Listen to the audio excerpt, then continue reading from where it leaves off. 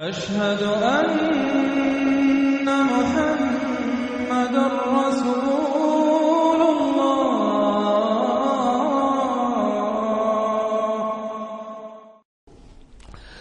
سورۃ الشورى، اور یہ سورت جو ہے اب ان 4 سورتوں میں یوں سمجھ لیے کہ کلائمیکس ہے، اس مضمون کا کلائمیکس نقطہ عروج یہاں آ رہا ہے، اور وہ ہے اجتماعی عملی توحید۔ انسان جو ہے ایک متمدن حیوان ہے، یہ مانتے ہیں سب لوگ، تمدن مل جل کر رہتا ہے، اسے اجتماعی نظام وجود میں آتا ہے۔ اجتماعی نظام کے مختلف پہلو ہم نے شمار کیے ہیں، ایک معاشرتی نظام ہے، اس سے بھی پہلے عائلی نظام ہے، خاندانی نظام ہے، پھر معاشرتی نظام ہے، پھر اقتصادی یا معاشی نظام ہے، پھر سیاسی نظام ہے۔ یہ تمام جو نظام ہیں، یہ جب تک کہ اللہ کی حاکمیت کے تابع نہیں ہوتے تو گویا کہ اجتماعی سطح پر تو توحید نہیں ہے، وہ تو شرک ہے۔ پھر افراد جو ہیں اکیلے اکیلے اس میں ہو سکتے ہیں وہ واحد ہوں، اور وہ کس شکل میں ہوں گے؟ جبکہ وہ تن من دھن اس باطل اور مشرکانہ نظام کا قلع کما کر کے اور وہاں توحید کا نظام قائم کرنے کے لیے لگے ہوئے ہوں، اور انہوں نے اس کے اندر لگا دیے ہوں، تب تو وہ ہے موحد۔ ورنہ تو وہ مشرک ہے۔ اگر مشرکانہ نظام کو انہوں نے دل سے تسلیم کر لیا، اسی مشرکانہ نظام میں وہ اپنی دوڑ دھوپ کر رہے ہیں، پاؤں پھیلانے کے لیے، جائیداد بنانے کے لیے، اپنے کوئی پروفیشن میں شائن کرنے کے لیے، کسی اور معاملے میں ساری بھاگ دوڑ اس کے لیے ہو رہی ہے۔ اس کا مطلب یہ کہ انہوں نے اس نظام کو ذہنت قبول کر لیا۔ تو جنہوں نے اس طاغوت کو قبول کر لیا انہوں نے اللہ کا انکار کیا، چاہے وہ نمازیں پڑھتے ہوں، بلکہ تہجد بھی پڑھتے ہوں۔ تو اقامت دین کی اصطلاح اس صورت میں آ رہی ہے، اور اقامت دین کے موضوع پر یہ قرآن مجید کا ذروۂ سلام ہے۔ بسم اللہ الرحمن الرحیم، حامیم عین سین قاف۔ یہ ویسے تو 2 صورتوں میں سے ایک ہے جس میں 5 حروف آئے ہیں، ایک ہم پڑھ چکے ہیں کاف ہا یا عین صاد، لیکن یہ اس اعتبار سے منفرد ہے کہ حامیم علیحدہ اور عین سین قاف علیحدہ، تو 2 آیتیں اس سورہ مبارکہ کی یہ منفرد ہے کہ جو حروف مقطعات پر مشتمل ہے۔ مجھے اس سورہ مبارکہ سے بھی جو ایک خصوصی مناسبت ہے وہ میں عرض کر ہی دوں کہ سب سے زیادہ تو سورہ حدید، لیکن مکی قرآن میں سورہ حدید کا جو متوازن اور اس کا جو بدل ہے وہ سورہ شورى ہے۔ جو مقام سورہ حدید کو حاصل ہے مدنی قرآن میں، وہی مقام سورہ شورى کو حاصل ہے مکی قرآن میں۔ اور یہ بھی دیکھ لیجئے کہ تقریباً یہ دگنی ہے اس سے، اس کی آیات ہے 29، اس کی آیات ہے 53، اور چونکہ مکی قرآن جو ہے وہ دگنا ہے مدنی قرآن سے اپنے حجم کے اعتبار سے۔ کذالک یوحی الیک والی الذین من قبلک اللہ العزیز الحکیم۔ کذالک اسی طرح وحی کرتا ہے اللہ اے نبی آپ کی طرف، اور ان لوگوں کی طرف بھی کرتا رہا ہے جو آپ سے پہلے تھے، وہ اللہ جو العزیز ہے الحکیم ہے۔ اب یہ کذالک کس چیز کی طرف اشارہ ہو رہا ہے؟ ایک تو یہ کہ جو بھی لوگ تھے اس وقت ان کے سامنے تھا کہ جس طریقے سے حضور کہتے تھے مجھ پر وحی آئی ہے، اور ایک اس سورہ مبارک کے آخر میں بھی آ جائے گا وحی کی قسمیں، جن کا کہ میں نے اس تعارف قرآن والے لیکچر میں ذکر کیا تھا، تو وہاں آگے جا کر آ جائے گا کہ وحی کس کس طور سے آتی ہے، انسانوں پر آتی رہی ہے۔ تو کذالک کی تشریح اس صورت میں وہاں ملے گی۔ لہو ما فی السماوات و ما فی الارض، اسی کا ہے جو کچھ کہ ہے آسمانوں میں اور جو کچھ کہ ہے زمین میں، وہو العلی العظیم، اور وہ بہت بلند و بالا ہے اور بہت عظمت والا ہے۔ تکاد السماوات یتفطرن من فوقہن، آسمان قریب ہے کہ اوپر سے پھٹ پڑے، یعنی اوپر ان کے اتنا بوجھ ہے، اتنا وزن ہے، اتنے فرشتے ہیں۔ ایک حدیث میں آتا ہے کہ بالشت بھر جگہ بھی خالی نہیں ہے جہاں کوئی نہ کوئی فرشتہ اللہ کا یا سر بسجود نہ ہو یا کھڑا نہ ہو قیام میں اللہ تعالیٰ کے لیے، تو یہ کیفیت ہے وہاں پہ۔ وما یعلم جنود ربک الا ہو، جو تیرے رب کے جو لشکر ہیں انہیں کوئی جانتا ہی نہیں سوائے خود اس کے، تو وہ پھٹ پڑنے کے تیار ہیں۔ بل ملائکۃ یسبحون بحمد ربہم، یہ سورہ مومن میں یہ بات آ چکی ہے کہ فرشتے جو ہیں وہ اہل زمین میں سے جو اہل ایمان ہیں ان کے لیے استغفار کرتے رہتے ہیں۔ والملائکۃ یسبحون بحمد ربہم، وہ اپنے رب کی تسبیح کے ساتھ حمد بھی کرتے ہیں، ویستغفرون لمن فی الارض، اور زمین والوں کے لیے جو زمین میں ہے اہل ایمان ان کے لیے استغفار کرتے رہتے ہیں۔ الا ان اللہ هو الغفور الرحیم، آگاہ ہو جاؤ یقینا اللہ ہی غفور ہے، اللہ ہی رحیم ہے۔ والذین اتخذوا من دونہ اولیاء، اور وہ ہستیاں کہ جنہیں ان لوگوں نے سمجھ لیا اولیاء، حمایتی، مددگار، بچانے والا، شافع، اور ان کے ذریعے سے تقرب حاصل کر لیں گے۔ اللہ حفیظ علیہم، اللہ تعالیٰ خود ان کا بھی نگران اللہ ہے. وما انت علیہم بوکیل، اور اے نبی آپ کو ان کے ذمہ دار نہیں ہے. وَكَذَلِكَ أَوْحَيْنَا إِلَيْكَ، کذالک پھر آ گیا، جیسے کذالک پہلی آیت میں تھا، یہ 7ویں آیت میں بھی ہے. اس کذالک کا مفہوم آگے جا کے واضح ہوگا. اسی طرح ہم نے وہی کیا ہے آپ کی طرف، اے نبی، قرآنا عربیا، یہ قرآن عربی، لِتُنذِرَ أُمَّ الْقُرَىٰ وَمَنْ حَوْلَهَا، تاکہ آپ خبردار کر دیں بستیوں کی ماں یا بستیوں کی جڑ، سب سے بڑی بستی، سب سے اہم بستی. یہ ہم پڑھ چکے ہیں سورہ قصص کی آیت نمبر 59 میں آیا تھا، حتیٰ نبعث فی امہا رسولا، جو بھی علاقہ ہے اس کی جو مرکزی بستی ہے، ہم عذاب نہیں بھیجتے رہے جب تک کہ اس کی مرکزی بستی کے اندر رسول نہ بھیج دیں. تو اب یہ ام القریٰ ہے، جو عرب کے لیے ام القریٰ ہے، ویسے یہ پوری دنیا کا ام القریٰ ہے. لتنذر ام القریٰ، اگر حضرت آدم واقعتاً یہ بات صحیح ہے کہ بیت اللہ حضرت آدم کا بنایا ہوا ہے، تو معلوم ہوا کہ پوری دنیا کا جو ہے واقعتاً ام القریٰ پھر یہی ہے. بیت العتیق، بہت پرانا گھر، تاکہ آپ خبردار کریں ام القریٰ کے رہنے والوں کو، من حولہا، جو ان کے ارد گرد ہیں. یہ مفہوم پہلے بھی آ چکا، میں نے عرض کیا ارد گرد جو ہے وہ تو دائرے کھینچتے جائیے تو پوری دنیا اس میں آ جائے گی. وَتُنذِرَ يَوْمَ الْجَمْعِ، اور خبردار کرنا ہے اس جمع ہونے والے دن، قیامت کا دن، لا ریب فیہ، جس میں کوئی شک نہیں ہے. فریق فی الجنت، ایک گروہ ہوگا جو جنت میں جائے گا، وہ فریق فی السعیر، اور ایک جماعت ہوگی کہ جو جہنم میں جائے گی. وَلَوْ شَاءَ اللَّهُ لَجَعَلَهُمْ أُمَّةً وَاحِدَةً، اگر اللہ چاہتا تو انہیں ایک ہی امت بنا دیتا، سبھی مومن ہوتے. وَلَٰكِن يُدْخِلُ مَن يَشَاءُ فِي رَحْمَتِهِ، لیکن نہیں، یہ تو اللہ تعالیٰ داخل کرتا ہے جو چاہتا ہے، جو خواہش مند ہوتا ہے، جو اس کی قیمت ادا کرنے کو تیار ہے، اس کو اپنی رحمت میں داخل کرتا ہے. یہ مفت میں وہ اللہ تعالیٰ اپنی یہ رحمت اور اپنی جنت جو ہے مفت میں دینے کو اس نے نہیں بنائی ہے. جو چاہتا ہے اس کا ارادہ کرے، پھر اس کی قیمت ادا کرے. ان اللہ اشترى من المؤمنین انفسهم واموالهم بان لهم الجنہ والظالمون ما لهم من ولی ولا نصیر، اور جو ظالم ہوں گے، مشرک ہوں گے، کافر ہوں گے، ان کا پھر نہ کوئی ولی اور حمایتی ہے اور نہ کوئی مددگار ہے. ابھی اتخذوا من دونہ اولیاء، دوبارہ وہی بات آئی کہ انہوں نے اللہ کے سوا جو ہے کہ اپنے اور حمایتی اختیار کر لیے ہیں. فاللہ هو الولی، تو اے کم عقلو، اللہ ہی ہے ولی، ایک ہی ولی ہے، بس اس کو پکڑو، اسی کو اپنا ولی مانو. اللہ ولی الذین آمنوا یخرجہم من الظلمات الی النور وہو یحیی الموتیٰ، وہی ہے کہ جو زندہ کرے گا مردوں کو. وہو علی کل شیء قدیر، اور وہ ہر چیز پر قادر ہے. وَمَا اخْتَلَفْتُمْ فِيهِ مِنْ شَيْءٍ فَحُكْمُهُ إِلَى اللَّهِ، یہاں سے اب مضمون شروع ہو رہا، اس کی تمہید بن رہی ہے.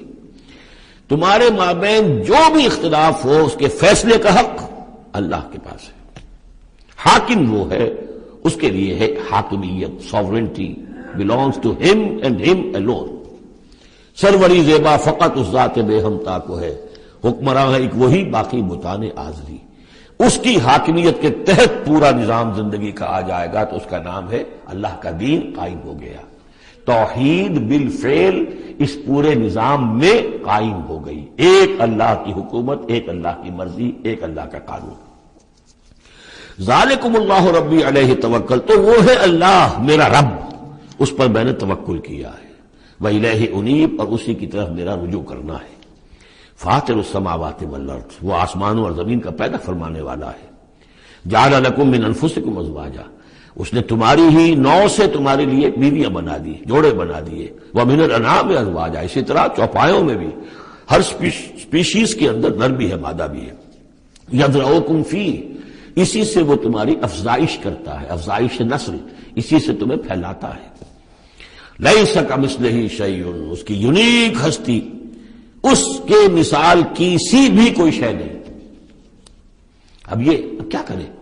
ایک چیز ایبسلیوٹ نیگیشن کے لیے ہماری زبان میں کوئی اسلوب ہے ہی نہیں. اس جیسی کوئی شے نہیں، اس کی سی کوئی شے نہیں، اس کی مثال کسی بھی کوئی شے نہیں. اب یہ اس سے زیادہ یہ اور اس کے اندر ایمفیسس کا ایبسلیوٹلی یونیک، لا مثل لہو ولا مثال لہو ولا نضد لہو ولا ضد لہو، وہ جو بھی آپ الفاظ اتنے بھی جمع کرتے جائیں گے. وہو السمیع البصیر، اور وہی ہے سب کچھ سننے والا اور سب کچھ دیکھنے والا. لہو مقالید السماوات والارض، اسی کے لیے ہیں آسمانوں اور زمین کی تمام کنجیاں. یبسط الرزق لمن یشاء، وہ بچھا دیتا ہے اور کھول دیتا ہے، بست وسیع کر دیتا ہے، کشادہ کر دیتا ہے رزق کو جس کے لیے چاہتا ہے. ویقدر، اور جس کے لیے چاہتا ہے ماپ تول کر راشننگ کر کے دینا شروع کر دیتا ہے۔ انہ بکل شیء علیم، اور یہ بھی اس کے علم پر ہے کہ کس کے لیے یہ بہتر ہے، کس کے لیے وہ بہتر ہے، وہ ہر چیز کا جاننے والا ہے۔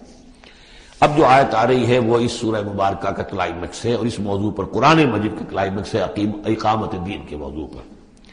شرع لکم من الدین، اے محمد پر ایمان لانے والو، اے مسلمانوں، تمہارے لیے اللہ نے دین میں وہی شے معین کی ہے، ما وصی بہ نوحا، جس کی وصیت کی تھی نوح کو، والذی اوحینا الیک، اور جس کی وحی کی ہے ہم نے اے محمد آپ کی طرف، کیونکہ پہلے خطاب ہے لکم، شرع لکم، یہاں امت سے خطاب ہو رہا ہے، شرع لکم، بس صرف فرق یہ کہ یا ایھا الذین آمنوا یا نہیں آیا، یہ مکی صورتوں کے مزاج کا تقاضا ہے کہ وہ نہ آئے، لیکن جمع کے صیغے سے واضح کر دیا کہ باقی جگہ ہم دیکھ رہے ہیں کہ واحد کے صیغے میں خطاب کر کے اور بالواسطہ امت، یہاں امت سے خطاب ہے۔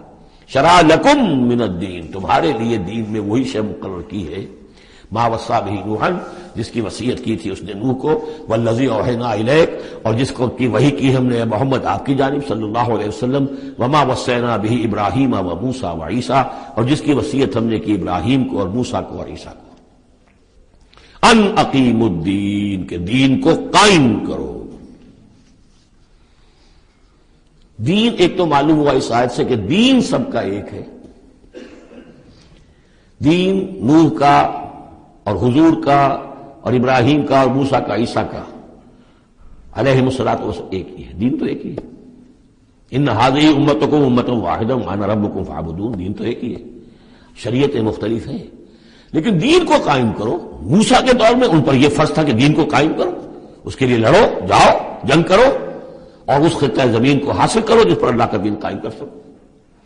تو صحیح سب کی یہی تھی، جد و جہد یہی تھی، توحید کا وہ تقاضا تھا کہ صرف انفرادی طور پر، اول تو یہ کہ صرف عقیدے میں نہیں، اپنے بھی عمل میں توحید جو ہے قبول کرو اور اختیار کرو، اور عمل میں بھی صرف انفرادی نہیں، اجتماعی توحید کو برپا کرنے کے لیے، قائم کرنے کی جد و جہد کرو۔ ان اقیموا الدین ولا تتفرقوا فیہ، دین میں تفرقے میں مبتلا نہ ہو جاؤ۔ الذین فرقوا دینہم، یہ ہم پڑھ چکے ہیں، دین کو پھاڑ دینا، کہ زندگی کے ایک حصے میں اللہ کا حکم مانا جا رہا ہے، دوسرے حصے میں کسی اور کا مانا جا رہا ہے، یہ تفرقہ۔ یا دوسرا تفرقہ کہ آپ اختلاف کر سکتے ہیں کہ رفع یدین زیادہ ثابت ہے، میں کرتا ہوں، کسی کی رائے ہے کہ نہیں امام ابو حنیفہ کا موقف جو ہے وہ زیادہ صحیح ہے، وہ نہیں کرتا، کوئی حرج نہیں۔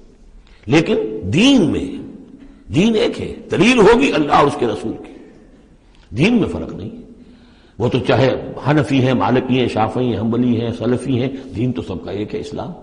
اسی طرح شریعت موسوی اور بھی کسی اور کی ہوگی، شریعت محمدی، دین سب کا ایک، اس میں تفرقہ نہیں ہونا چاہیے۔ دین کو قائم کرنے کی جد و جہد کرو، ولا تتفرقوا فیہ، دین میں تفرقہ نہ ہو۔ یہ ہے وہ اقامت دین کی فرضیت۔ اس میں چونکہ عام طور پر ترجمہ جو ہے شاید آپ کے پاس بھی ہو تو قائم رکھو دین کو کر دیا گیا ہے، وہ بھی صحیح ہے۔ دو ہی سچویشن ممکن ہے، یا تو دین قائم ہے تو اسے قائم رکھو، صحیح ہے۔ خیمہ اگر کھڑا ہے تو کھڑا رکھا جائے گا کہ آندھی آ رہی ہے تو آپ اس کی رسیوں کو پکڑ رہے ہیں، اس کے بانسوں کو پکڑ کر کھڑے ہو رہے ہیں تاکہ خیمہ گر نہ جائے، اس کو قائم رکھو۔ خیمہ گر گیا تو کھڑا کرو، اب اثر نو سے آپ ریکٹ کریں گے۔ تو یہ دونوں ترجمے بالکل صحیح ہیں، قائم کرو، قائم رکھو، قائم ہے تو قائم کرو، قائم نہیں ہے تو رکھو، اور قائم نہیں ہے تو قائم کرو۔ ان اقیموا الدین ولا تتفرقوا فیہ کبر علی المشرکین ما تدعوہم الیہ، بہت بھاری ہے یہ مشرکین پر بات جس کی طرف اے نبی آپ ان کو بلا رہے ہیں۔ انہوں نے تو زندگی تقسیم کی ہوئی ہے، جو خدا کا ہے وہ خدا کو دو، اور جو قیصر کا ہے وہ قیصر کو دو، حکومت کا ہے وہ حکومت کو دو، اور جو مولوی کا حق ہے وہ مولوی کو دو۔ اب یہ تقسیم ہے جس پر دنیا چل رہی ہے، اور اس پر اگر فرض کیجئے علماء بھی راضی ہو گئے، ٹھیک ہے، ہمیں تو جو کچھ ہے وہ مل ہی رہا ہے نا، تو وہ تو پھر گویا کہ اس دین کی طرف ہی ہو گئی۔ جس نے اس تقسیم کے اوپر اپنے دل کو مطمئن کر لیا، جس نے ریکنسائل کر لیا ذہناً اپنے آپ کو اس تقسیم کے ساتھ، اس کا پھر اللہ سے کوئی تعلق نہیں، چاہے مشرکوں کو کتنا ناگوار ہو، مشرک تو پسند نہیں کرے گا اس کو۔ اللہ یجتبی الیہ من یشاء، اللہ جس کو چاہتا ہے اپنی طرف کھینچ لیتا ہے، ویہدی الیہ من ینیب، اور جو خود رجوع کرتا ہے اس سے وعدہ ہے اس کا کہ ہدایت دے گا۔ یہ اللہ کی شان ہے، اللہ کسی کو راہ چلتے کو بلا لیتا ہے۔ اس کو صوفیہ کہتے ہیں سالک مجذوب اور مجذوب سالک۔ کچھ لوگ ایسے ہوتے ہیں کہ جو بڑی محنت کرتے ہیں، مشقت کرتے ہیں، سلوک طے کر رہے ہیں، روحانی منزلیں طے کر رہے ہیں، پھر کہیں جا کر وہ ایسی جگہ پر پہنچے کہ وہ کہہ سکتے ہیں کہ ہاں آپ کسی مقام پر آ گئے ہیں، اللہ کا کوئی قرب حاصل ہو گیا۔ ایک وہ ہوتے ہیں جنہیں اللہ پہلے کھینچ کے اپنے قریب کر لیتا ہے پہلے، اور پھر وہ سلوک طے کرتے ہیں۔ تو کچھ لوگ اس قسم کے ہوتے ہیں۔ صدیقین جو ہیں وہ سالک مجذوب ہیں، شہداء جو ہیں وہ مجذوب سالک ہیں، کھینچ لیا حضرت عمر کو اللہ تعالیٰ نے۔ ان کے اپنے مزاج کی وہ کیفیت تھی نہیں، ان کو بالکل مزاج ہی اور تھا، ان کی دلچسپی ہی اور تھی، وہ تو کھینچ لیا۔ وما تفرقوا الا من بعد ما جاءهم العلم بغيا بينهم، اور انہوں نے تفرقہ نہیں کیا اور یہ نہیں تقسیم ہوئے مگر اس کے بعد کہ ان کے پاس علم آ چکا تھا۔ اب یہ جو اقامت دین کا دعوت لے کر حضور کھڑے ہوئے تو ایک تو ان کے مخاطبین مشرک تھے۔ فرمایا کہ اے مشرک، اے نبی صلی اللہ علیہ وسلم، یہ مشرکین کے لیے تو ہے ہی بہت مشکل بات کہ آپ کی بات کو قبول کر سکے۔ کبر علی المشرکین ما تدعوهم الیہ، تو بہت بعید ہے اس سے۔ البتہ آپ کو اگر یہ خیال ہو کہ یہ اہل کتاب جو ہے یہ تو واقف ہیں اللہ سے، کتاب سے، تورات سے، انجیل سے، اور یہ تو قیامت کو بھی مانتے ہیں، فرشتوں کو مانتے ہیں، سب کچھ مانتے ہیں، یہ تو آسانی سے مان لیں گے، یہ بھی امید نہ رکھیے آپ۔ یہاں حضور کو بتایا جا رہا ہے کہ آپ ایسی توقعات نہ رکھیں، اس لیے کہ ان لوگوں نے تفرقہ ڈالا ہے جبکہ ان کے پاس حق آ چکا تھا۔ کس لیے؟ وما تفرقوا الا من بعد ما جاءهم العلم بغيا بينهم، یہ آپس میں زدم زدہ ہے، آپس میں کون اوپر اور کون نیچے کی بحث میں یہ پڑے ہوئے ہیں، تو یہ آپ کو کیسے اوپر مان لیں گے؟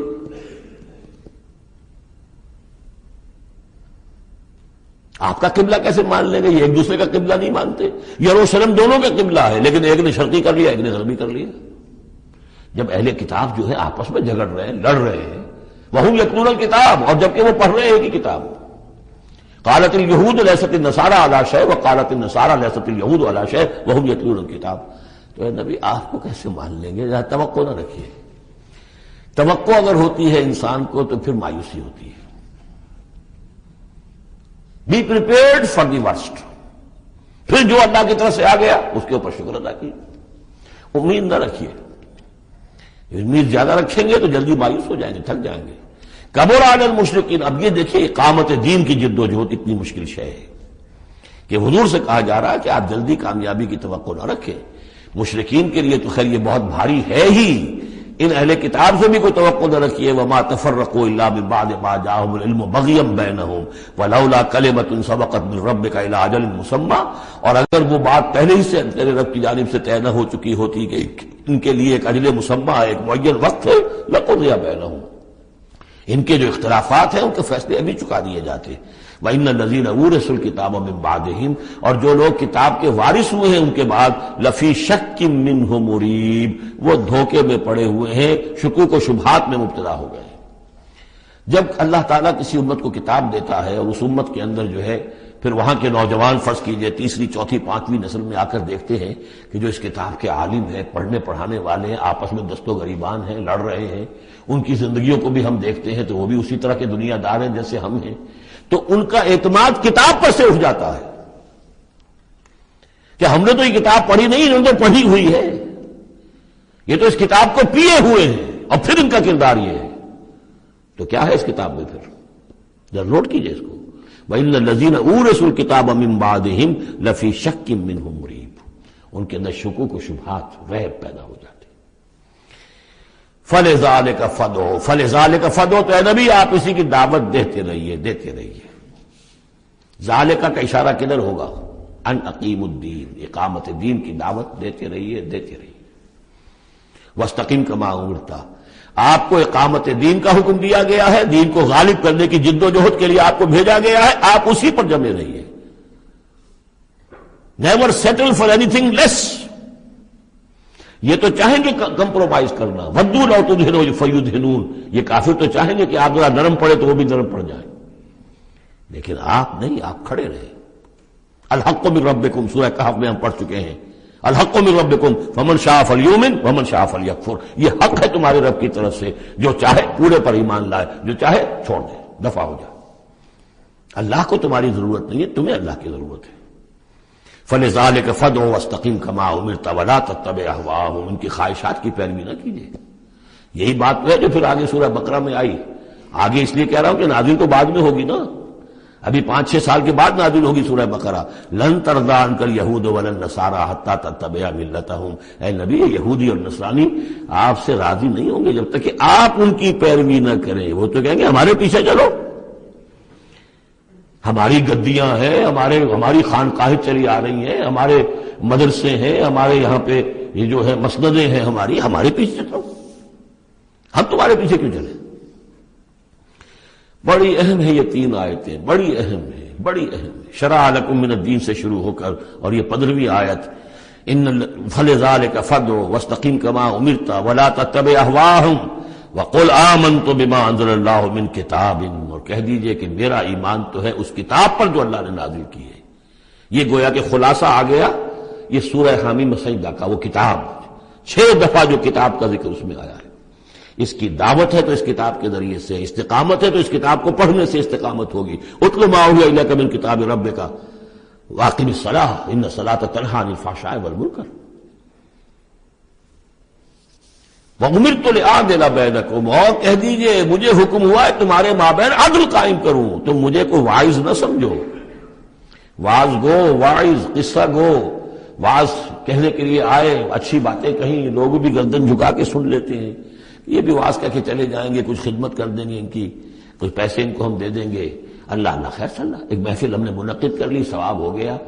باقی نہ وہ کہتے ہیں کہ حرام خوری چھوڑو، نہ ہم نے چھوڑنی ہے، کام وہی کرنا ہم نے جو ہم کر رہے ہیں۔ ہاں مجلس ہم نے کر لی، عید میلاد منا لی ہم نے، اتنا بڑا جلوس کر لیا، اتنے بڑے بڑے علماء آ گئے اس کے اندر، اور بڑا عمدہ ہمارا شو ہو گیا، ٹھیک ہے، تو میں وہ نہیں ہوں۔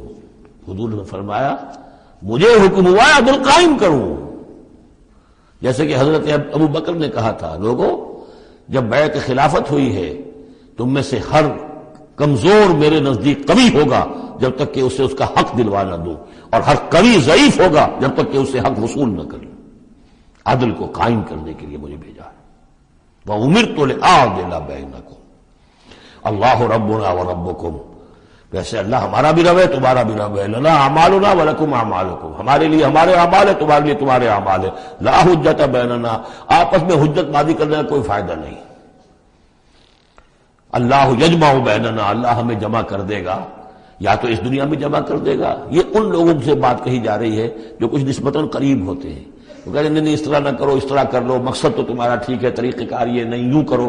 کہیے بھائی دیکھیے ہمارے سامنے جو طریقہ کار ہے اس پر کام کر رہے ہیں، ہمیں وہی صحیح معلوم ہو رہا ہے، آپ کو کوئی اور اچھا لگتا ہے آپ اس پر کام کیجیے، اس میں حجت بازی کیا ضرورت ہے؟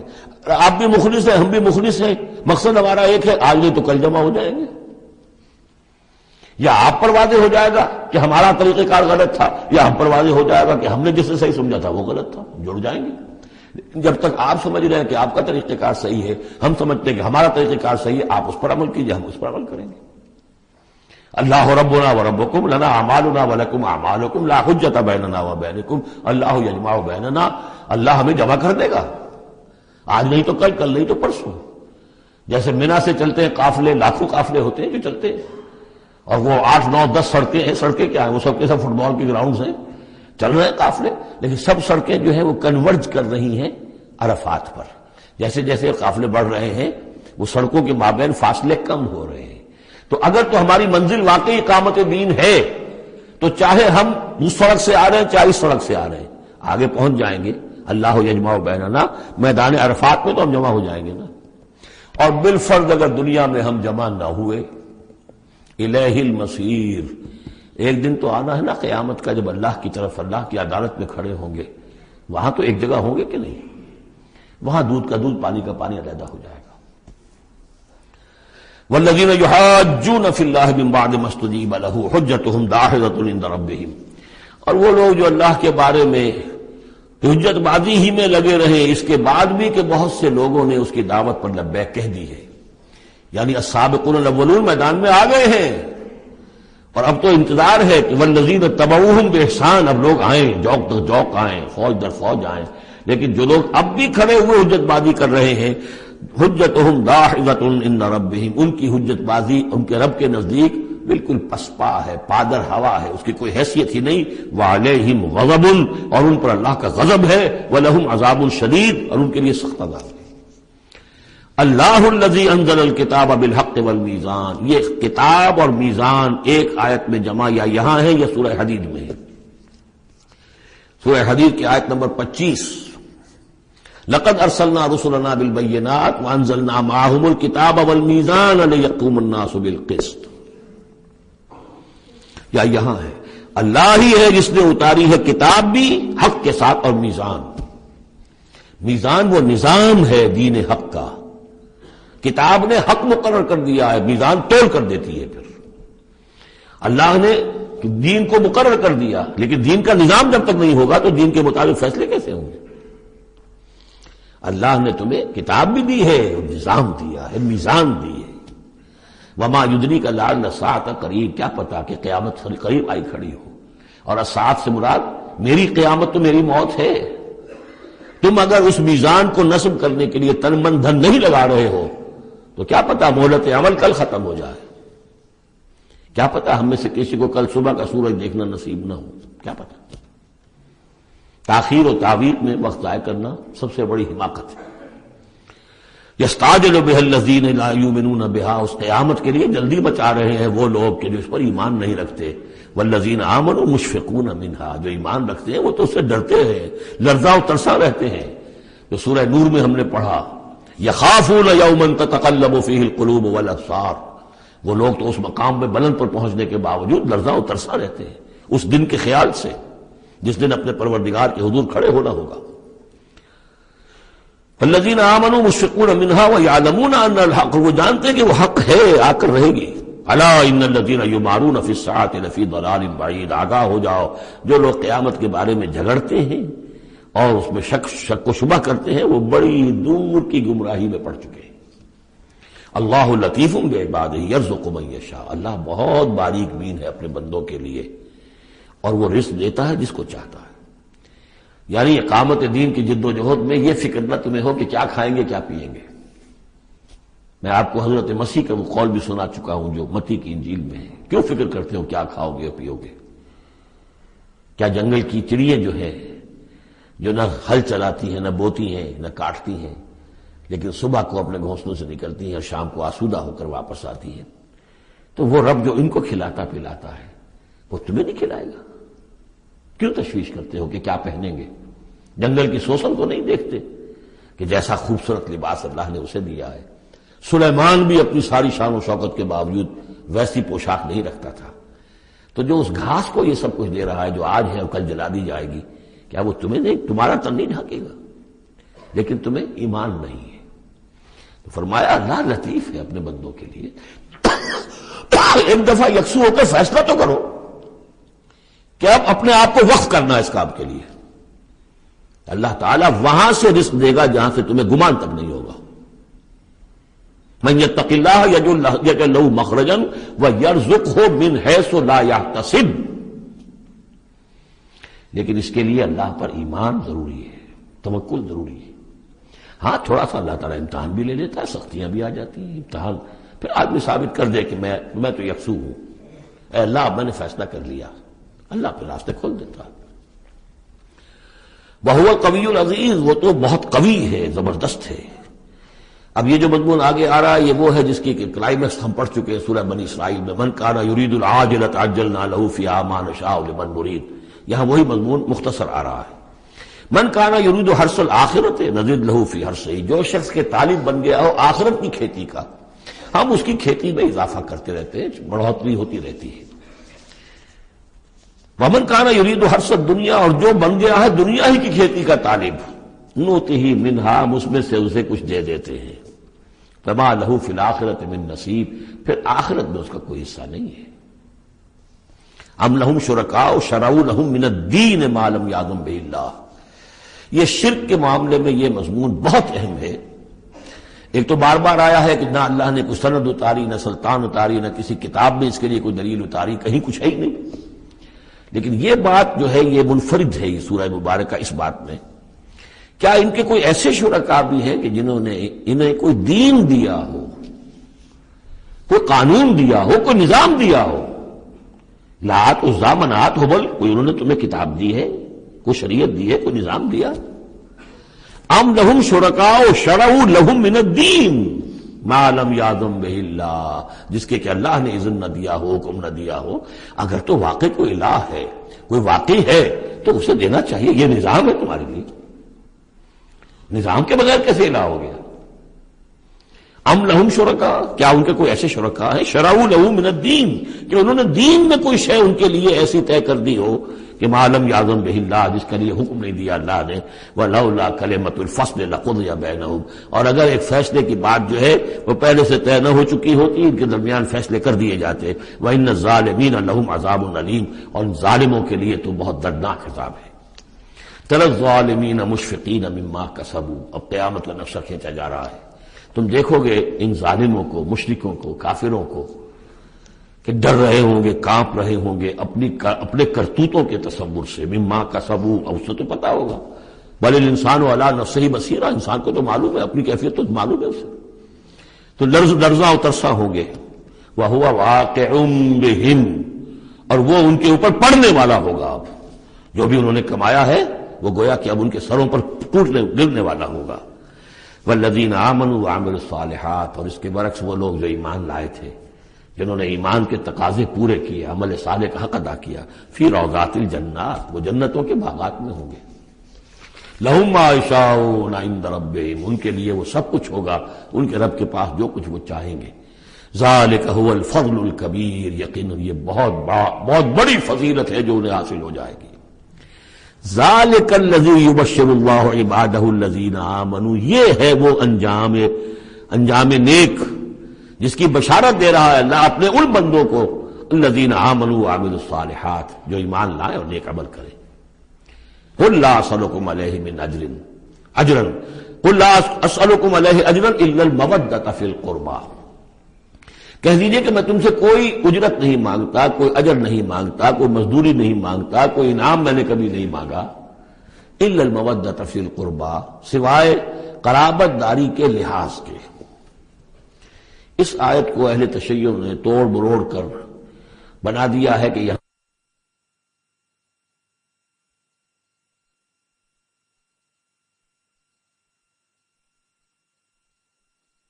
میں اہل تشیع نے اس کے مفہوم کو توڑ مروڑ کر بہت غلط اس سے نتیجہ نکالا ہے، اور وہ یہ کہ اے نبی کہہ دیجئے کہ میں تم سے کوئی اجر طلب نہیں کرتا سوائے اس کے کہ میرے قرابت داروں سے محبت کرو، یعنی اور اس میں خاص طور پر چونکہ ان کے لیے جو ہے وہ حضرت علی، حضرت فاطمہ اور حضرات حسنین رضی اللہ تعالیٰ عنہم اجمعین، ان کا خاص طور پر یہ کہ ان سے محبت جو ہے یہ مراد ہے یہاں پر۔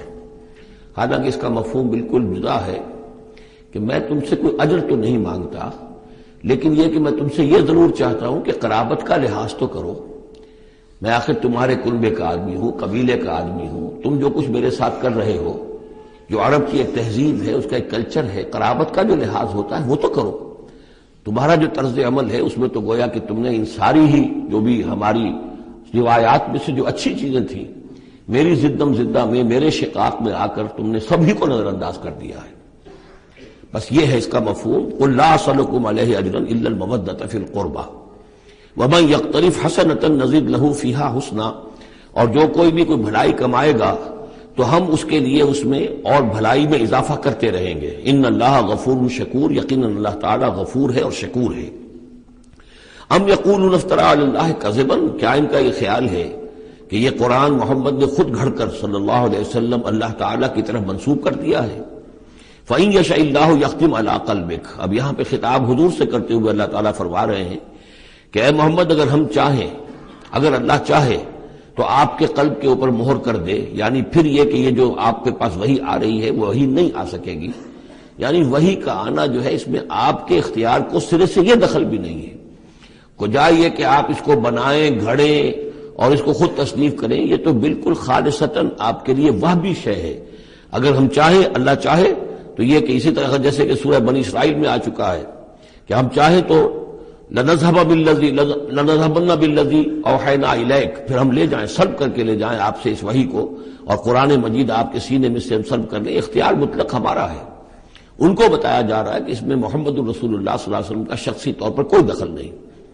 وَيَمْحُ اللَّهُ الْبَاطِلَ وَيُحِقُّ الْحَقَّ بِكَلِمَاتِهِ، اور اللہ تعالیٰ باطل کو تو محو کر دیتا ہے، مٹا دیتا ہے، اور حق کا حق ہونا اپنی باتوں سے، اپنی کلمات سے ثابت فرما دیتا ہے۔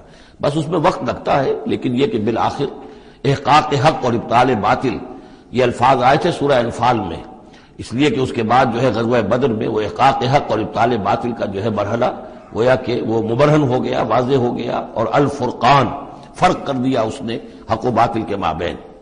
انہ علیم بذات الصدور، یقیناً وہ واقف ہے اس سے بھی کہ جو سینوں کے اندر پوشیدہ ہے۔ وَهُوَ الَّذِي يَقْبَلُ التَّوْبَةَ عَنْ عِبَادِهِ، اور وہی ہے کہ جو اپنے بندوں سے توبہ کو قبول فرماتا ہے۔ وَيَعْفُو عَنِ السَّيِّئَاتِ، اور ان کی بہت سی برائیوں سے عفو درگزر سے بھی کام لیتا ہے بہت سی برائیوں کے بارے میں۔ وَيَعْلَمُ مَا تَفْعَلُونَ، اور جو کچھ تم کرتے ہو وہ اس کے علم میں ہے۔ وَيَسْتَجِيبُ الَّذِينَ آمَنُوا وَعَمِلُوا الصَّالِحَاتِ وَيَزِيدُهُم مِّن فَضْلِهِ، اور جو لوگ ایمان لائے ہوں اور ایمان ان کے ساتھ نیک عمل کر رہے ہوں، ان کی وہ دعائیں سنتا ہے، قبول فرماتا ہے، اور انہیں اپنے فضل سے اور دیتا ہے، مزید ان کے اندر، ان کے ایمان اور اعمال کے اندر ترقی فرماتا ہے۔ والکافرون لہم عذاب شدید، اور جہاں تک کافروں کا تعلق ہے ان کے لیے تو پھر بہت سخت سزا ہے۔ وَلَوْ بَسَطَ اللَّهُ الرِّزْقَ لِعِبَادِهِ لَبَغَوْا فِي الْأَرْضِ، اگر اللہ تعالیٰ نے اپنے بندوں کے لیے زمین میں رزق کو کھول دیا ہوتا، خزانے جو ہے بہت کشادہ کر دیتا، ہر ایک کو بالکل بافراغت ہر وقت بسہولت رزق مل رہا ہوتا، تو پھر تو یہ زمین میں اور زیادہ سرکشی کرتے۔ ابھی ان کا حال یہ ہے کہ محنت کرنی پڑتی ہے، مشقت کرنی پڑتی ہے، تب ان کو 2 وقت کی روٹی ملتی ہے، تب تو ان کی سرکشی کا یہ عالم ہے۔ وَلَوْ بَسَطَ اللَّهُ الرِّزْقَ لِعِبَادِهِ لَبَغَوْا فِي الْأَرْضِ وَلَٰكِن يُنَزِّلُ بِقَدَرٍ مَّا يَشَاءُ، لیکن اللہ تعالیٰ نازل کرتا ہے اندازے کے مطابق جو چاہتا ہے۔ انہ بعبادہ خبیر بصیر، یقیناً وہ اپنے بندوں کے حالات سے باخبر بھی ہے اور دیکھ بھی رہا ہے۔ وَهُوَ الَّذِي يُنَزِّلُ الْغَيْثَ، اور وہی ہے کہ جو بارش برساتا ہے، من بعد ما قنطوا، جبکہ وہ مایوس ہو چکے ہوتے ہیں، یعنی موسم گزر رہا ہے اور بارش نہیں ہوئی ہے تو دلوں کے اوپر جو ہے مایوسی کے سائے گہرے ہوتے جا رہے ہیں، لیکن اچانک پھر اللہ تعالیٰ بارش برسا دیتا ہے۔ وَهُوَ الَّذِي يُنَزِّلُ الْغَيْثَ مِن بَعْدِ مَا قَنَطُوا وَيَنشُرُ رَحْمَتَهُ، اور بارش کے برسنے سے پھر اس کی رحمت جو ہے وہ پھیل جاتی ہے، عام ہو جاتی ہے، اس کا بستر بچھ جاتا ہے۔ وَهُوَ الْوَلِيُّ الْحَمِيدُ، اور یقیناً وہی ہے کہ جو پشت پناہ ہے، مددگار ہے، حامی ہے، اور اپنی ذات میں ستودہ صفات ہے، اسے کسی حمد کی حاجت نہیں ہے۔ وَمِنْ آیَاتِهِ خَلْقُ السَّمَاوَاتِ وَالْأَرْضِ، اور اس کی نشانیوں میں سے ہے آسمان اور زمین کی تخلیق۔ وَمَا بَثَّ فِيهِمَا مِن دَابَّةٍ، اور یہ کہ ان دونوں میں جو اس نے جاندار پھیلا دیے ہیں۔ ظاہر بات ہے کہ آسمانوں میں فرشتے ہیں، زمین میں آپ کو معلوم ہے حیوانات ہیں، حشرات الارض ہیں، طرح طرح کے جاندار ہیں، اور پھر انسان ہیں۔ وَهُوَ عَلَىٰ جَمْعِهِمْ إِذَا يَشَاءُ قَدِيرٌ، اور وہ جب بھی چاہے گا ان کو جمع کرنے پر قادر ہے، چاہے وہ پھیل گئے ہیں، پوری زمین میں پھیل گئے، آسمانوں میں پھیلے ہوئے ہیں، لیکن جب اللہ چاہے گا انہیں جمع کر لے گا۔ وَمَا أَصَابَكُم مِّن مُّصِيبَةٍ فَبِمَا كَسَبَتْ أَيْدِيكُمْ، اور تم پر جو کوئی بھی مصیبت آتی ہے تو در حقیقت وہ تمہارے اپنے ہاتھوں کے کرتوتوں کی وجہ سے۔ وَيَعْفُو عَن كَثِيرٍ، اور بہت سے تمہاری جو خطائیں ہیں ان سے تو اللہ تعالیٰ عفو کرتا رہتا ہے، معاف کرتا رہتا ہے، تمام غلطیوں پر نہیں پکڑتا، البتہ کچھ غلطیوں کے اوپر اس کا خمیازہ کچھ تھوڑا بہت تمہیں اس دنیا میں بھی دکھا دیتا ہے۔ وَمَا أَنتُم بِمُعْجِزِينَ فِي الْأَرْضِ، اور تم اللہ تعالیٰ کو نہ تو زمین کے اندر ہرا سکتے ہو، شکست دے سکتے ہو، اور گویا کہ یہاں پر مخفف معنی ہے وَلَا فِي السَّمَاءِ، جس طرح کہ اس سے پہلے آ بھی چکا ایک مقام پر، نہ آسمان میں، یعنی یہ کہ اللہ تعالیٰ کی مشیت کو کوئی شخص جو ہے اس کو شکست نہیں دے سکتا، اس کی اپنی تدبیر ہے، وہ فعال لما یرید ہے، جو ارادہ کر لیتا ہے کر گزرتا ہے۔ وَمَا لَكُم مِّن دُونِ اللَّهِ مِن وَلِيٍّ وَلَا نَصِيرٍ، اور نہیں ہے تمہارے لیے اللہ کے سوا کوئی ولی اور نہ مددگار۔ وَمِنْ آيَاتِهِ الْجَوَارِ فِي الْبَحْرِ كَالْأَعْلَامِ، اور اس کی نشانیوں میں سے وہ جہاز بھی ہیں جو چلتے ہیں دریاؤں میں اور سمندر میں، اور ایسے ہیں جیسے پہاڑ ایسے جہاز، بڑے بڑے جہاز۔ ان یشاء یسکن الریح، اگر اللہ چاہے تو وہ ہوا کو کھڑا کر دے، ہوا کو ساکن کر دے، اس لیے کہ ظاہر بات ہے یہ بادبانی جہاز ہوتے تھے جو چلتے تھے اور ہوا ہی انہیں لے کر چلتی تھی۔ ان یشاء یسکن الریح، اگر اللہ چاہے تو وہ ہوا جو ہے ساکن ہو جائے، فَيَظْلَلْنَ رَوَاكِدَ عَلَىٰ ظَهْرِهِ، تو پھر وہ کھڑے کے کھڑے رہ جائیں گے سمندر کی پیٹھ پر، یعنی سمندر کے جو ہے پانی کی سطح پر وہ کھڑے رہ جائیں گے۔ ان فی ذلک لآیات لکل صبار شکور، یقیناً اس میں نشانیاں ہیں ان سب لوگوں کے لیے جو صبر کرنے والے ہوں اور جو شکر کرنے والے ہوں۔ اور یوبقہن بما کسبوا، یا پھر اللہ تعالیٰ ان کو غرق کر دے، تباہ کر دے ان جہازوں کو ان کے گناہوں کی پاداش میں۔ وَيَعْفُو عَنْ كَثِيرٍ، لیکن اللہ تعالیٰ بہت سی گناہوں سے اور بہت سی خطاؤں اور تقصیرات سے تو درگزر فرماتا رہتا ہے۔ وَيَعْلَمَ الَّذِينَ يُجَادِلُونَ فِي آيَاتِنَا مَا لَهُم مِّن مَّحِيصٍ، اور تاکہ انسان جان لے کہ جو ہماری آیات میں جو جھگڑا کر رہے ہیں، کٹ حجتیاں کر رہے ہیں، کہ ان کے لیے بھاگنے کی کوئی جگہ نہیں ہے۔ یہ مضامین جو آئے ہیں سورہ مبارکہ میں وہ جو عام مکی صورتوں کے مضامین ہیں، وہی رد و قضا، وہی ان کے ساتھ گفتگو مشرکین کے ساتھ، کفار کے ساتھ۔ لیکن اب اس صورت کا اقامت دین جو اس کا جو اصل جو ایکسس ہے، اس کا جو عمود ہے، اس کے اعتبار سے دوسرا نہایت اہم مقام اب آ رہا ہے۔ 8 آیات ہیں۔ اقامت دین کی جد و جہد کرنے والوں میں کیا اوصاف ہونے چاہیے؟ اگر یہ اوصاف نہیں ہوں گے تو وہ اقامت دین کی جد و جہد نہیں کر سکیں گے۔ تو یہاں پر نقشہ کھینچا جا رہا ہے اس سیرت کا، اس کردار کا، کہ جو لوگ یہ طے کر لیں کہ ان صلاتی و نسکی و محیای و مماتی للہ رب العالمین، جو اصولی طور پر ایک عزم کر لیں کہ اب ہمیں اپنی بہترین توانائیاں اور قوتیں صرف کرنی ہے اللہ کے دین کو قائم کرنے کے لیے، تو ان کے اندر کیا اوصاف پیدا ہونے چاہیے۔ وہ جو علامہ اقبال کا ایک بڑا سادہ سا شعر ہے، ہو صداقت کے لیے جس دل میں مرنے کی تڑپ، پہلے اپنے پیکرے خاکی میں جاں پیدا کرے۔ تو یہ اوصاف اپنے اندر پیدا کرو تاکہ تم اقامت دین کی جد و جہد کے لیے واقعتاً موضوع ہو سکو۔ پہلی بات، فما اوتیتم من شیء فمتاع الحیات الدنیا، جو شے بھی تمہیں دنیا میں دی گئی ہے بس وہ دنیا کی زندگی کا ساز و سامان ہے، برتنا ہے۔ وما عند اللہ خیر و ابقا، اور جو کچھ اللہ کے پاس ہے وہ خیر ہے اور باقی رہنے والا ہے۔ للذین آمنوا وعلی ربہم یتوکلون، ان لوگوں کے لیے کہ جو ایمان رکھتے ہو اور اللہ پر، اپنے رب پر توکل کریں۔ یعنی پہلی بات یہ کہ دنیا و ما فیہا سے ان کا قلبی تعلق جو ہے وہ اس طرح کا ہو جائے کہ اس کی کوئی اہمیت اور وقت ان کے دل میں نہ رہے، اور انہیں یقین ہو جائے کہ اصل میں ہمارا مطلوب آخرت ہے، ہمیں جو چاہیے وہ آخرت ہے، اور اس کی طلب ان کے دل کے اندر راسخ ہو چکی ہو۔ جب تک یہ بے رغبتی نہیں ہوگی دنیا سے، اگر کہیں بھی یہ دنیا کی محبت جو ہے کہیں وہ لگی ہوئی ہے، پھانس آپ کے دل میں چبھی ہوئی ہے، تو ہو سکتا ہے کہ وہ کہیں اڑنگا لگائے گی، اور آپ جو ہے اپنے خیال میں تو بڑی ترقی کر رہے ہیں اقامت دین کی جد و جہد میں، لیکن کہیں وہ ایسی اڑنگا لگائے گی کہ اوندھے منہ نیچے گریں گے۔ پہلا فیصلہ یہ ہے کہ آدمی طے کر لے کہ میں طالب آخرت ہوں یا طالب دنیا ہوں، اور نمبر 2 یہ کہ توکل اللہ پر۔ یہ ایک آیت کے اندر یہ 2 شرطیں آئی۔ اب آگے چلیے، والذین یجتنبون کبائر الاسم والفواحش، اور وہ لوگ کہ جو اجتناب کرتے رہیں بڑے بڑے گناہوں سے اور بے حیائی کے کاموں سے۔ ظاہر بات ہے کہ اپنی سیرت کو ان چیزوں سے اگر پاک نہیں کریں گے تو اس قدم میں، اس میدان میں آگے نہیں بڑھ سکتے۔ لیکن یہاں دوبارہ نوٹ کر لیجئے کہ یہی مضمون سورہ نساء میں آ چکا ہے، ان تجتنبوا کبائر ما تنہون عنہ نکفر عنکم سیئاتکم وندخلکم مدخلا کریما۔ دوسری مرتبہ اب یہاں آ گیا ہے، یعنی یہ کہ اقامت دین کے جو جد و جہد کرنے والے ہوں انہیں کبائر کے بارے میں اصل میں زیادہ حساس ہونا چاہیے۔ صغائر کے معاملے میں جس قدر زیادہ حساس ہم ہو گئے ہیں وہ اصل میں ایک بالکل غلط رخ ہے۔ صغائر کے بارے میں کم اور کبائر کے بارے میں ہو اصل۔ صغائر تو از خود بھی ان الحسنات یذهبن السیئات، جو نیکیاں ہم کرتے ہیں اس سے خود بخود بھی وہ ایسے صغیرہ گناہ جو ہے معاف ہوتے چلے جاتے ہیں، لیکن ہو جاتا ہے الٹا برعکس ہو جاتا ہے معاملہ کہ ایک آدمی ان چیزوں میں تو بہت ہی جزرس ہو جائے اور بہت ہی باریک بین ہو جائے، لیکن جو حضرت مسیح کے الفاظ ہیں کہ مچھر تو چھانتے ہو اور سموچے اونٹ نکل جاتے ہو، یہ صورتحال جو ہے یہ بڑی ہی یوں سمجھیے کہ پیتھولوجیکل کنڈیشن ہے، یہ بیماری کی صورت ہے۔ یہ ہے کہ بڑے بڑے گناہوں سے اپنے آپ کو پاک کرو اور فواحش سے اور بے حیائی سے۔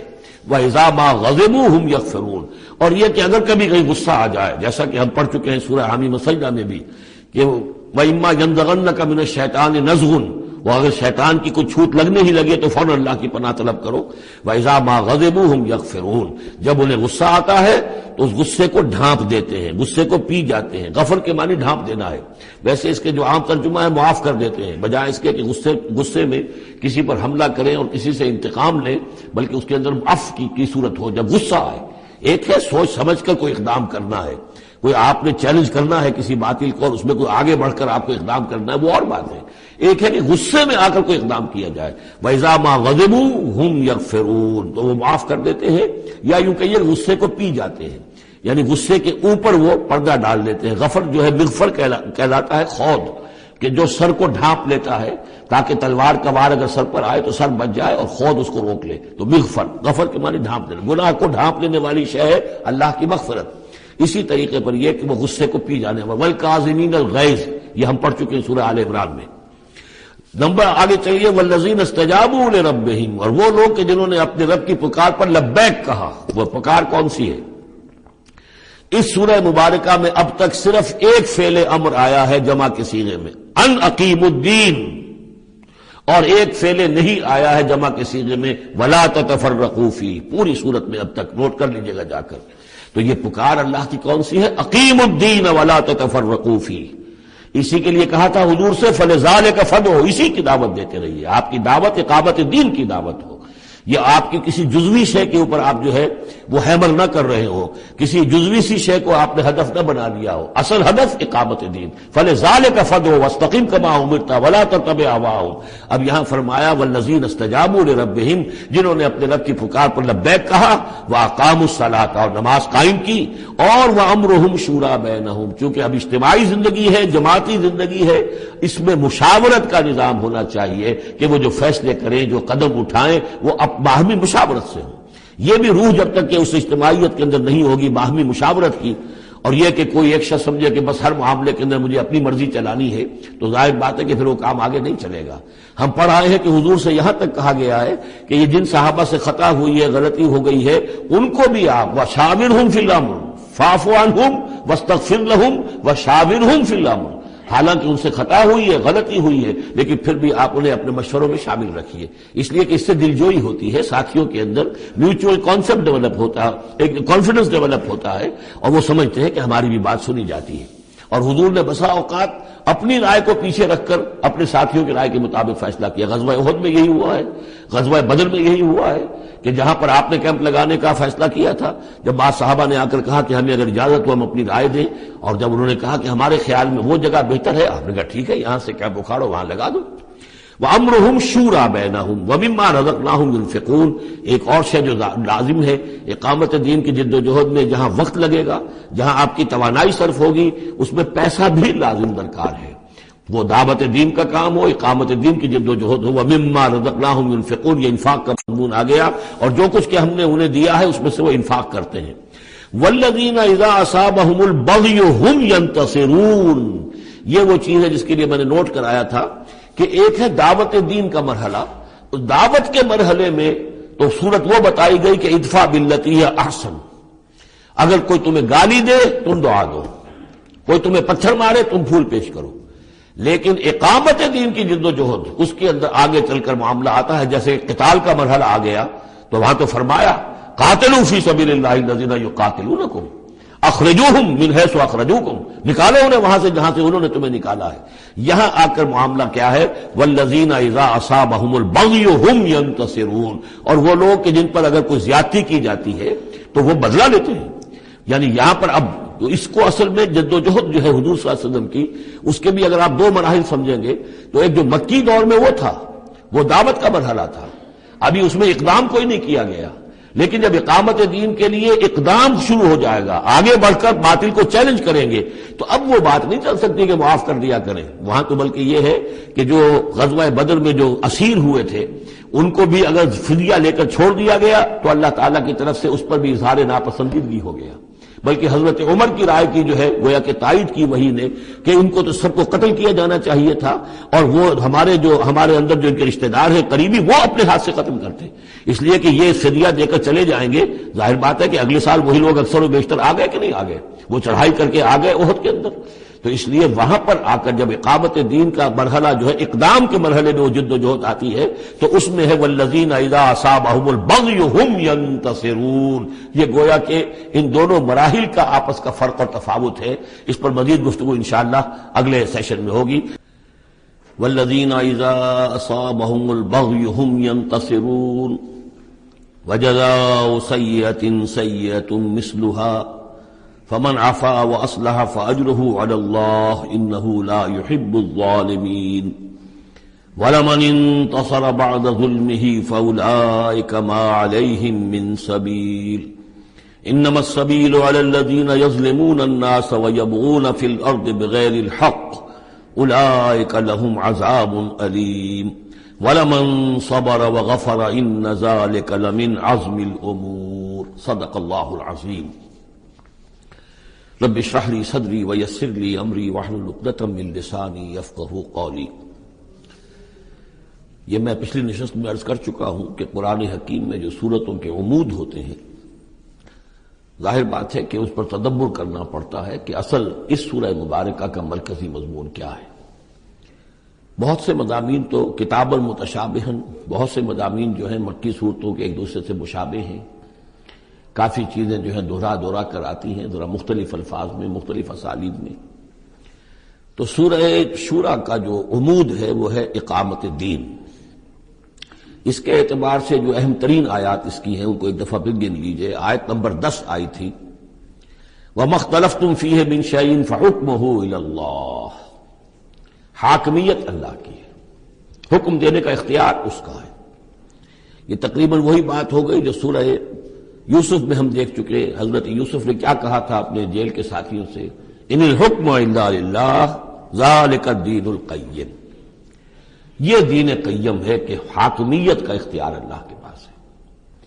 اس کے بعد 13ویں آیت سے لے کر ویسے تو 21ویں آیت تک یہ 9 آیات کا ایک مضمون ہے جو اہم ترین ہے، لیکن میں پہلی 3 آیتیں جو ہیں وہ بہت ہی جامع، بہت اہم ہیں، جس میں سے آیت نمبر 13 میں آیا ان نقیم الدین ولا تتفرقوا فیہ، دین قائم کرو اور دین کے معاملے میں تفرقے میں مبتلا نہ ہو، اور جزیات میں اختلاف ہو جائے کوئی بات نہیں ہے، لیکن دین جو اصل وحدت ہے اور اس کی اقامت کی جدوجہد، اس میں تفرقہ نہیں۔ پھر اس میں حضور کو حکم کہ آپ ڈٹے رہیے، اسی بات کا حکم دیتے رہیے، اور اس میں یہ کہ ان کی خواہشات کی پیروی نہ کیجیے۔ اور اہم ترین بات آ گئی وَأُمِرْتُ لِأَعْدِلَ بَيْنَكُمْ، کہہ دیجیے کہ میں عدل قائم کرنے آیا ہوں، میں صرف واعظ کہنے والا نہیں ہوں بلکہ عدل قائم کرنا یہ میرا فرض منصبی ہے۔ پھر اسی سلسلے کی آخری آیت جو ہے 21ویں آیت، اس میں یہ ام لہم شرکاء شرعوا لہم من الدین ما لم یأذن بہ اللہ، کیا ان کے شریکوں میں کوئی ایسا بھی ہے جس نے دین دیا ہو ان کو؟ اصل میں تو اللہ ہوا ہے جس نے تمہیں دین دیا ہے، دین حق دیا ہے۔ الیوم اکملت لکم دینکم واتممت علیکم نعمتی ورضیت لکم الاسلام دینا، تمہیں مکمل نظام زندگی دیا ہے۔ تو یہ اس کے بعد پھر یہ آیات جو ہم پڑھ رہے تھے کہ جو لوگ اب اس کے لیے کمر کس لیں انہیں دیکھنا چاہیے کہ انہیں اپنے اندر کیا اوصاف پیدا کرنے ہیں۔ اس میں بھی پہلی 3 آیتیں میں سے کل آیتیں یہ 8 ہیں، آیت نمبر 36 سے 43 تک، لیکن یہ کہ پہلی 3 آیتیں جو ہیں جو ہم پڑھ چکے ہیں وہ بہت ہی جامع ہیں۔ ان میں جو چیزیں ہم پڑھ چکے ہیں وہ نوٹ کر لیجئے۔ سب سے پہلی بات یہ کہ یہ بات پوری طرح واضح ہو جائے کہ دنیا و ما فیہا ان کی کوئی وقت نہیں ہے، اصل شے وہ ہے جو اللہ کے پاس ہے۔ انسان فیصلہ کر لے کہ میں طالب آخرت ہوں، دنیا میں رہنا ہے، زندہ رہنا ہے، اس کی ضروریات فراہم کرنی ہے، متاع ہے، ضرورت کی حد تک جو ہے اس میں وقت لگایا جائے گا، لیکن یہ کہ اصل مطلوب آخرت ہے۔ نمبر 2، توکل اس جد و جہد میں صرف اللہ کی ذات پر ہو، اپنے وسائل پر نہیں، اپنی ذہانت پر نہیں، اپنی قوت پر نہیں، اپنی صلاحیت پر نہیں۔ نمبر 3، جو کبیرہ گناہ ہیں ان سے انسان بالکل مجتنب ہو، ان میں سے کسی میں ملوث نہ ہو، فحش سے بالکل اپنے آپ کو پاک رکھے، اور پھر یہ کہ وہ غصے کو اپنے قابو میں رکھے۔ وَإِذَا مَا غَضِبُوا هُمْ يَغْفِرُونَ۔ اس کے بعد اب وہ اللہ کی اس پکار پر جب لبیک کہتا ہے، اس کے لیے جدوجہد کرنے کے لیے وہ فیصلہ کر لیتا ہے وَالَّذِينَ اسْتَجَابُوا لِرَبِّهِمْ، اور اس کے لیے پھر اللہ تعالیٰ کے ساتھ ایک قلبی رشتہ قائم رکھنے کے لیے التزام نماز، وَأَقَامُوا الصَّلَاةَ وَأَمْرُهُمْ شُورَىٰ بَيْنَهُمْ، اور پھر مشاورت کا انتظام، اور آخری بات یہ کہ جو کچھ اللہ نے دیا اسے لگا دینا، کھپا دینا، جہاد بالمال۔ 3 آیتوں میں اتنی باتیں ہیں کہ جو سامنے آئی ہیں، اور یہ مکی صورت ہے، یعنی یہ سمجھیے کہ جو کچھ مدنی دور میں آ کر پھر صحابہ کرام کی طرف سے جو چیزیں ظاہر ہوئی ہیں اس کے لیے گویا کہ یہ ہے تمہید، یہ میدان تیار کیا گیا ہے، ان کو اس کے لیے ذہناً جو ہے پوری طریقے سے تیار کر لیا گیا ہے مکی صورتوں میں۔ البتہ اب جو 5 آیتیں ہیں ان میں در حقیقت ایک ہی مضمون آ رہا ہے جو میں عرض کر چکا ہوں کہ پچھلی سورت جو ہے وہ اس کا مرکزی مضمون تھا دعوت. اس میں تو یہ ہے دعوت کے مرحلے پر تو آپ کو خوشامد بھی کرنی پڑتی ہے، لوگوں کو جا کر ان کے دروازوں پر دستک دینی پڑے گی، ان کی جلی کٹی باتیں بھی سننی ہوں گی، اور یہ کہ اگر وہ گالیاں دیں تو بھی صبر کرنا ہوگا، وہ اگر کچھ اور آپ پر زیادتی کریں برداشت کرنا ہوگا، وہ معاملہ اور ہے. لیکن اقامت دین کی جد و جہد میں ایک وقت وہ آتا ہے کہ پھر جب ایکٹیو ریزسٹنس ہوتی ہے، وہ پہلا دور ختم ہوا، اب جب آ گیا وہ دور ایکٹیو ریزسٹنس، چیلنج، میدان میں آ کر اور باطل کو للکارنا. اب وہاں یہ ہے کہ اب یہ قانون بدل گیا. والذین اذا اصابہم البغی ہم ینتصرون، وہ لوگ کہ جن پر اگر کوئی زیادتی ہو وہ بدلہ لیتے ہیں. وجزاء سیئۃ سیئۃ مثلھا، اب دیکھیں کس قدر اس میں بظاہر کنٹراسٹ ہے. لا تستوی الحسنۃ ولا السیئۃ ادفع بالتی ہی احسن، وہاں تو یہ تلقین تھی اور یہاں پر تلقین مختلف ہے. اور یہی دو ادوار ہیں حضور کی سیرت کے. مکے میں حکم یہ تھا کہ تمہارے ٹکڑے بھی کر دیے جائیں تو تم نے ہاتھ نہیں اٹھانا، کفو ایدیکم. مدینے میں آگے فرمایا گیا کہ لڑو، جنگ کرو، اینٹ کا جواب پتھر سے دو، جو زیادتی وہ کریں اتنی زیادتی تم بھی کرنے کا تمہیں حق ہے. وہ اگر بٹا لگاتے ہیں اشہر حرم کی حرمت کو تو تم بھی اب اس وجہ سے رک نہ جاؤ کہ اشہر حرم ہے، ان کو اسی مہینے میں ان کو بھی قتل کرو. یہ ساری چیزیں جو ہیں اب سورہ بقرہ کے اندر پڑھا ہے. تو یہ انداز جو ہے یہ دعوت اور اقامت، ان دونوں الفاظ کے حوالے سے اس کو سمجھ لیجئے کہ یہ فرق اور تفاوت ہے. وجزاء سیئۃ سیئۃ مثلھا، اور برائی کا بدلہ ویسی ہی برائی ہے. فمن عفا واصلح فاجرہ علی اللہ، ہاں اگر کوئی معاف کر دے اور معاف میں کرنے میں اصلاح کی صورت نظر آ رہی ہو. یہ معاف کرنا اگر اسی اعتبار سے ہو کہ کسی شخص کو معاف کرنے سے توقع ہو کہ وہ صحیح ہو جائے گا، درست اپنے آپ کو کر لے گا، فاجرہ علی اللہ، تو ایسے شخص کا اجر اللہ کے ذمے ہے. انہ لا یحب الظالمین، لیکن اللہ ظالموں کو پسند نہیں کرتا. یہ ہم پڑھ چکے ہیں سورہ بقرہ میں بھی، وَلَكُمْ فِي الْقِصَاصِ حَيَاةٌ يَا أُولِي الْأَلْبَابِ، اے ہوش مندو قصاص میں زندگی ہے. وَلَمَنِ انتَصَرَ بَعْدَ ظُلْمِهِ، اور جو شخص بدلہ لے، انتقام لے اس کے بعد کہ اس پر ظلم کیا گیا، فَأُولَٰئِكَ مَا عَلَيْهِم مِّن سَبِيلٍ، تو اس پر کوئی الزام نہیں ہے. آپ یہ نہیں کہہ سکتے بھائی تم نے معاف کیوں نہیں کیا، نہیں، اس کا حق ہے، اگر وہ معاف نہیں کرتا وہ بدلہ لے سکتا ہے. وَلَمَنِ انتَصَرَ، لیکن انداز ہی بالکل مختلف ہے یہ. اور یہی دو مرحلے ہیں، اسی کو پھر ہائی لائٹ کیا ہے پروفیسر منگومری واٹ نے. محمد ایٹ مکہ کچھ اور ہے، محمد ایٹ مدینہ کچھ اور ہے. وہاں صورت یہ تھی کہ کفو ایدیکم، اپنے ہاتھ بندھے رکھو. نغمہ ہے بلبل شوریدہ تیرا خام ابھی، اپنے سینے میں اسے اور ذرا تھام ابھی، ایک وقت آئے گا تمہیں اجازت دی جائے گی، تم اپنے پورا انتقام لینا ان سے.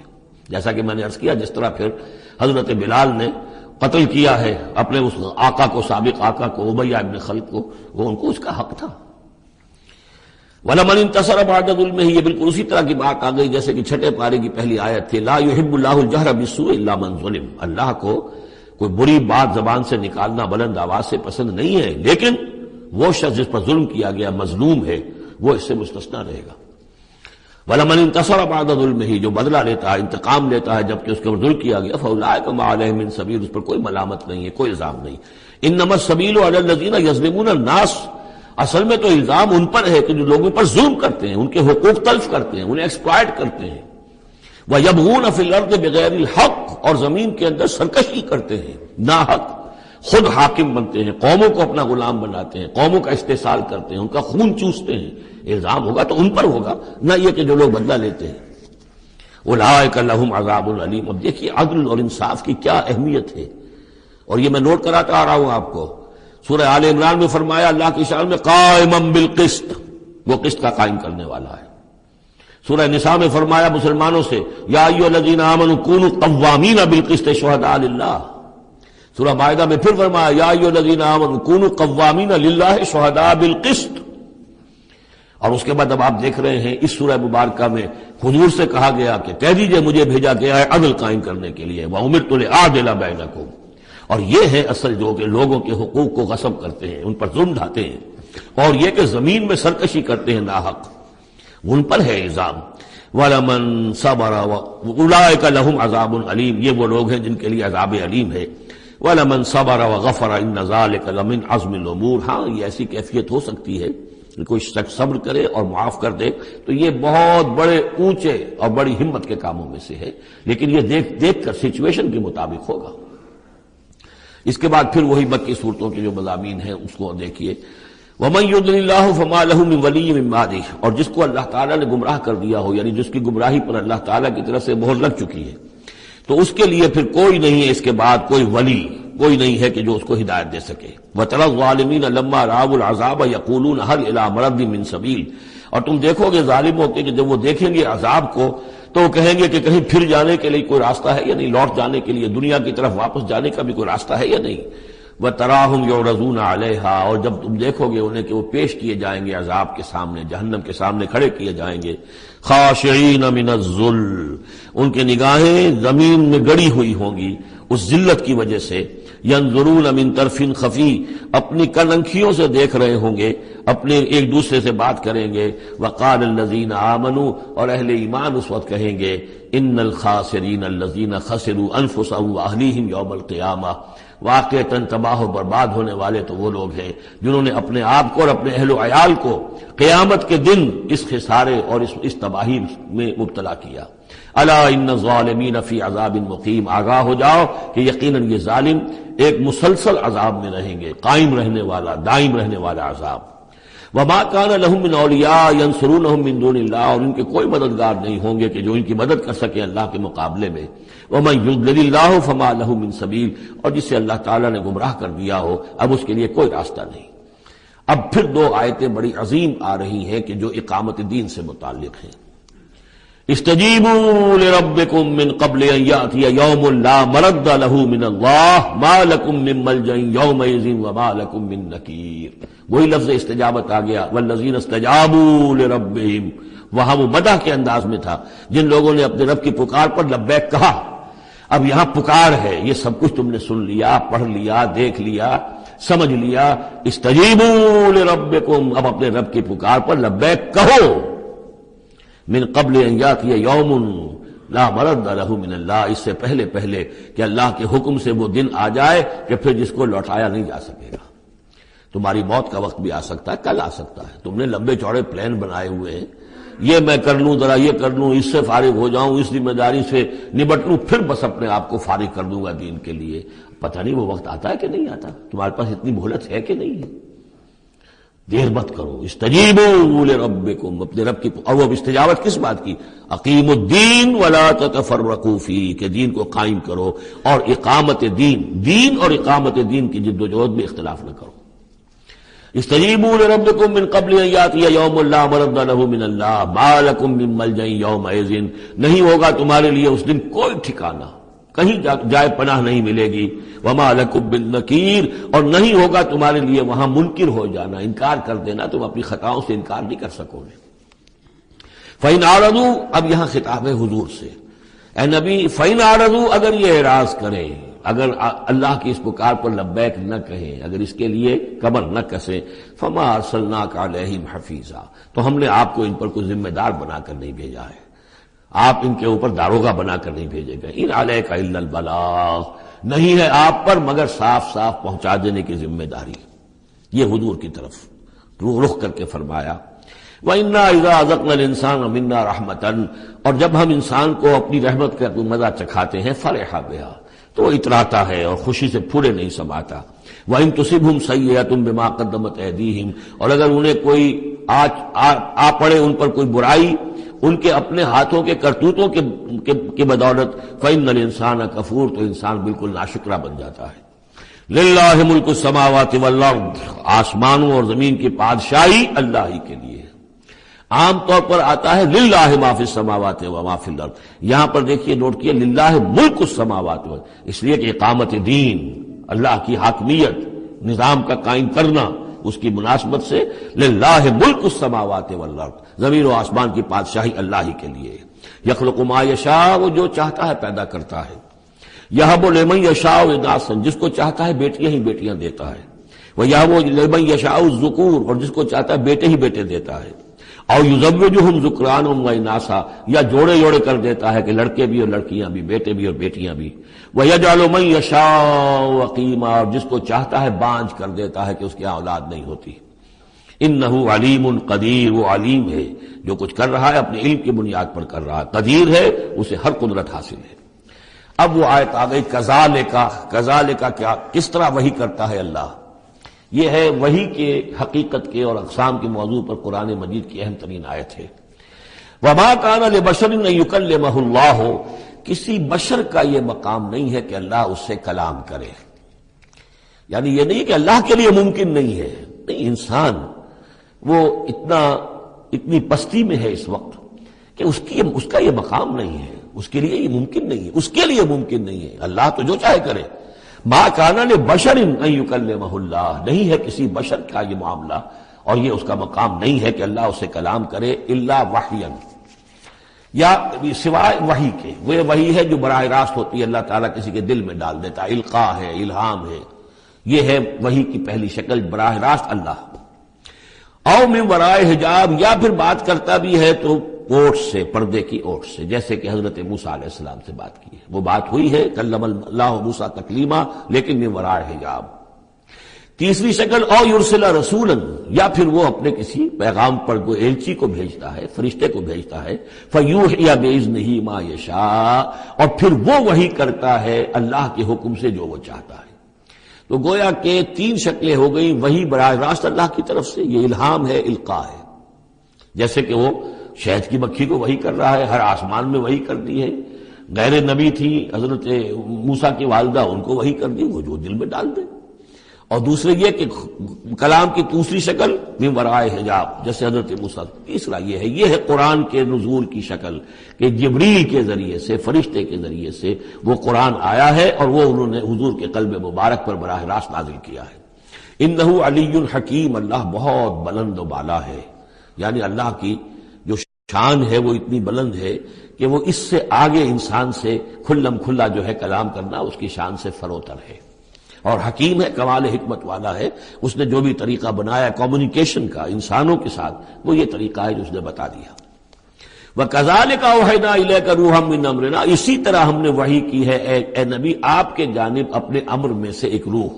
اب یہاں وحی کو پھر روح کہا ہے، روح من امر۔ وَكَذَلِكَ أَوْحَيْنَا إِلَيْكَ رُوحًا مِّنْ أَمْرِنَا، یہ قرآن جو ہے یہ روح من امرنا ہے، یہ ہم نے آپ کی طرف وحی کیا ہے۔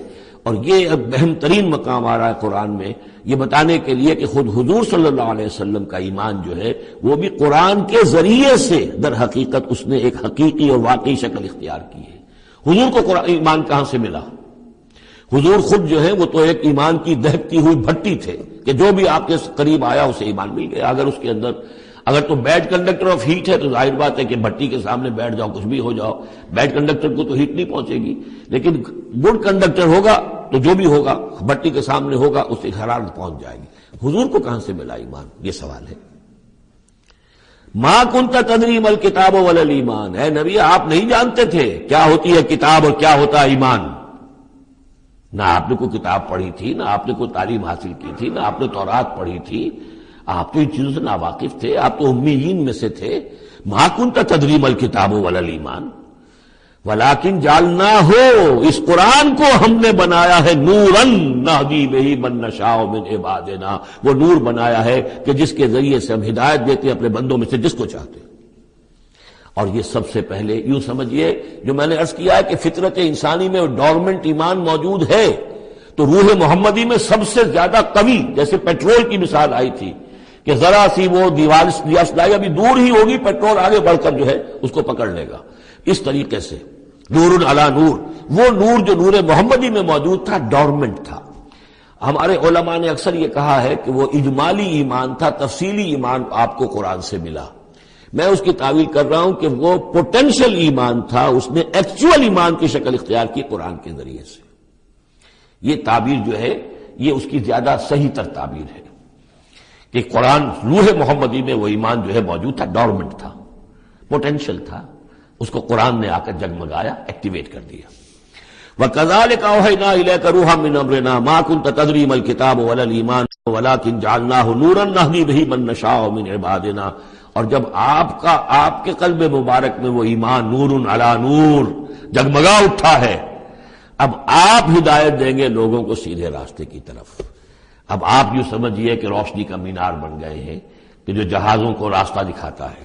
انک لتہدی الی صراط مستقیم صراط اللہ الذی لہ ما فی السماوات و ما فی الارض، اس اللہ کے راستے کی طرف کہ جس کے لیے ملکیت ہے ہر شے جو آسمانوں میں ہے اور ہر شے جو زمین میں ہے. الا الی اللہ تصیر الامور، آگاہ ہو جاؤ کہ اللہ ہی کی طرف تمام معاملات لوٹا دیے جائیں گے.